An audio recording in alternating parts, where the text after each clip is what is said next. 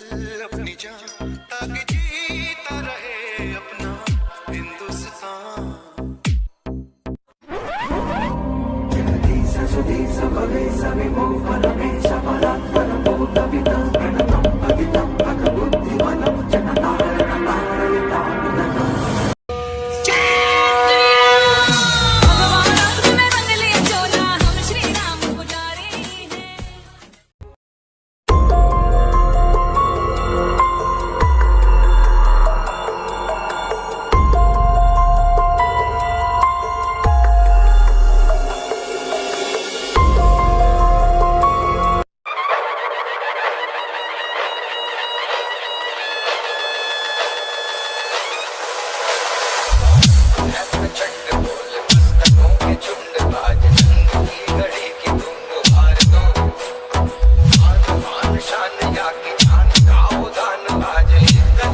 आज के टाइम अगर आप किसी की जान बचाना चाहते हैं ना तो एक सिंपल सा काम करिए। अपने फोन के कांटेक्ट लिस्ट में जाइए, 10 ऐसे नंबर आपको पक्का मिल जाएंगे जो जनवरी, फरवरी और मार्च के बीच कोरोना पॉजिटिव थे और अब ठीक हो चुके हैं। उनमें से अगर 5 लोगों को भी आप प्लाज्मा डोनेट करने के लिए मना लेते हैं तो वो 5 लोग मिलकर 10 लोगों की लाइफ बचा सकते हैं, क्योंकि एक बार प्लाज्मा डोनेट करके एक व्यक्ति 2 लोगों की लाइफ सेव कर सकता है और 2 हफ्ते बाद वो फिर से प्लाज्मा डोनेट कर सकते हैं, यानी वो 5 लोग मिलकर एक महीने में 20 लोगों की लाइफ बचा सकते हैं। ये वीडियो शेयर करें, लोगों तक पहुंचाएं, प्लाज्मा डोनेट करें, लोगों की लाइफ बचाएं।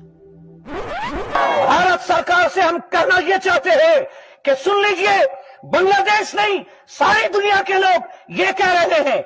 आज जो दिल्ली में कोरोना से लोग मारे जा रहे हैं, शमशान घाट में जो जगह नहीं मिल रही है चीता जलाने के लिए, इसकी मेन वजह ये हिंदुत्ववादी है। बहन की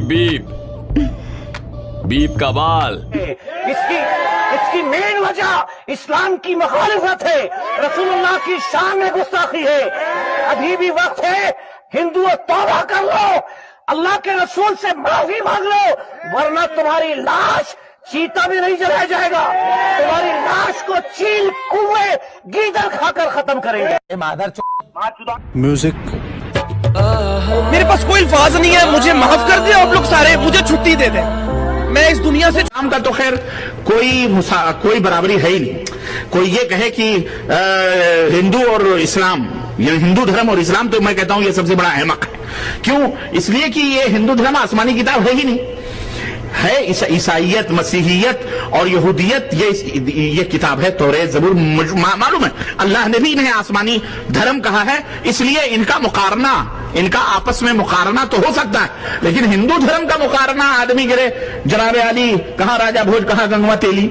हिंदू धर्म का मुकारना अल्लाह के इस्लाम से हो, ये करना ही हिमाकत है। मैं मस्त जोक मारा। एक व्यक्ति को कोई अधिकार नहीं है अपने जीवन को नष्ट करने का और अपने जीवन को गलत दिशा में ले जाने का, क्योंकि जब एक व्यक्ति का जीवन गलत दिशा में जाता है तो उसका प्रभाव केवल उसके व्यक्तिगत जीवन पे नहीं पड़ता, अगर वो समाज का अंग है तो उसका प्रभाव उसके परिवार पर, उसके समाज पर भी पड़ता है।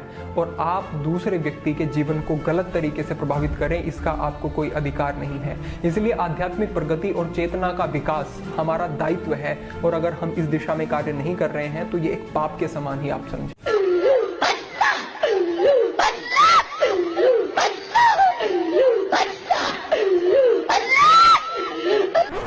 विनाश काले विपरीत बुद्धि। जब विनाश का वक्त आता है तो बुद्धि पहले बुद्धिहीन हो जाती है। तो आज हिंदुत्व का अंत हमें दिखाई दे रहा है। जैसे ही मन आंदोलित होता है कि चलो हिंदुत्व जागने लग गया, वो पुनः सो जाता है भांग की पुड़िया सी पी करके। वो भांग की पुड़िया क्यों पीता है? कि इसका इतिहास तो आज से 70 साल पहले ही लिख दिया गया था, जब हिंदुस्तान का नाम बदल करके इंडिया कर दिया गया। ब्राह्मण, भटका हुआ ब्राह्मण समाज के लिए बहुत विनाशकारी होता है, और पाखंडी ब्राह्मण, धूर्त ब्राह्मण, वो तो समाज को विनष्ट कर देता है। तो नेहरू नाम का एक शख्स आता है, नकली ब्राह्मण बनके हमारी गोद में बैठता है और हमारी गाथा लिखता है कि 50 साल बाद तुम समाप्त हो जाओगे। उस काल को इंदिरा बढ़ाती है नसबंदी के रूप में, उस काल को राजीव बढ़ाता है 84 के रूप में। वो विचारधाराएं जो इसको जिहाद के कारण इस्लामिक ओर की तरफ ले जा रही थी, उन्हें रोकने के लिए एक महामानव मोदी जी का अवतरण हुआ। लगा देश जागेगा, हिंदुत्व जागेगा, फिर सो गया, ये कब जागेगा? जब कश्मीर उसके घर पे दस्तक दे देगी, उनकी माँ बहनों को ऐसे पेड़ पे लटका दिया जाएगा। वो जब जागेगा जब पाकिस्तान को दोहरा दिया जाएगा, वो जब जागेगा जब बंगाल में दोहराया जाएगा। ये चंद 70%, 30% में झगड़ा तो 70% और 30% का था। कैसे हार गए? क्या कुछ हम में ही गद्दार नहीं है? आज नहीं तो कल उनका वही हश्र होगा जो कश्मीर में काश्मीरी पंडितों का हुआ। सर, एक देश होता था पर्सिया, उन्होंने यही गलती की, उस शांतिप्रिय समाज को अपने गोद में बिठा लिया। देश भी छोड़ना पड़ा, सारे मकान दुकान संसाधन छोड़ना पड़ा। उनमें से ही भाग के आया एक महामानव टाटा। उसने देखा है देश खोने का दर्द, उसने देखा है समाज से भागने का दर्द। आज देश के विपदा काल में वो सामने खड़ा है कोई विदेशी कंपनियां जो हमारे देश के साथ खड़ा हो? कौन खड़ा है? धीरू भाई अंबानी खड़ा है।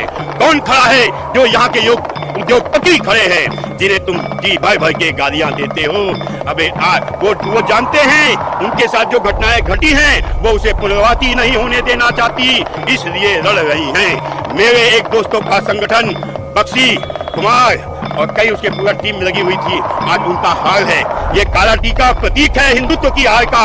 हमें बड़ा नाज है कि हमने भगवान शिव की पूजा की, हमने माँ काली की पूजा की, लेकिन दुख के साथ कहना पड़ेगा 50 साल बाद ये हमारी पीढ़ियां इस पूजा को तरस जाएंगी, जैसे कश्मीर में तरस गई, पाकिस्तान में समाप्त हो गई, बांग्लादेश में जमीन दोज हो गई। अबे अब तो जागो, अब नहीं जागे तो भागने के लिए स्थान नहीं है। इस्लाम के पास 56 देश है, चले जाएंगे, हम कहाँ जाएंगे? हिंदुस्तान भी तो हिंदुस्तान नहीं है, ये तो इंडिया बना दिया गया है। हम जातियों में बने बैठे हैं। कोई कहता है मैं ब्राह्मण हूँ, अबे क्या है ब्राह्मण है? अबे हिंदू है ना। कोई कहता है मैं इस जात का हूँ, अबे क्या है इस जात का? अबे एक हो जाओ, जभी तो तुम्हारे वंश तुम्हारी औलादें बचेंगी। जब तुम ही समाप्त हो जाओगे तो क्या अचार डालोगे उस ब्राह्मणत्व का, बनियत्व का, जातीयता का? आज जातीयता को त्यागो, एक हो जाओ। एक देश भक्त आया है उसके साथ। छोटी सी बात फिर दोहराऊंगा मैं, आप लिख सकते हैं तो लिखिए, अगर बोल सकते हैं तो बोलिए, और चिल्ला सकते हैं तो चिल्लाइए, और अगर इन तीनों कामों को भी नहीं कर सकते तो जो चिल्ला रहा है उसके साथ खड़े हो जाइए।